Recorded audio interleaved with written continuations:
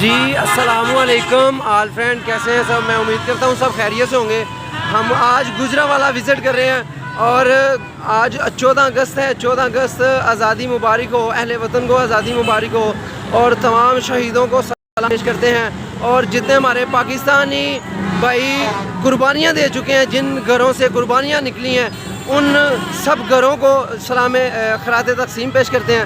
اور آج ہم نے گجرانوالہ وزٹ کرنا ہے۔ بیسکلی ہم مین کے اوپر موجود ہیں، آپ دیکھ سکتے ہیں جیسے کہ ہمارے پیچھے ہجوم ہے۔ ہم آواز شور زیادہ ہونے کی وجہ سے ایک سائڈ پہ ہو کے جو ہے وہ ایک شوٹ لے رہے ہیں، تو آپ دیکھیں سارا ہجوم ہے اور بہت زیادہ جوش و خروش کے ساتھ، امن کے ساتھ جو لوگ احتجاجی جو ہے وہ اپنا مظاہرہ کر رہے ہیں۔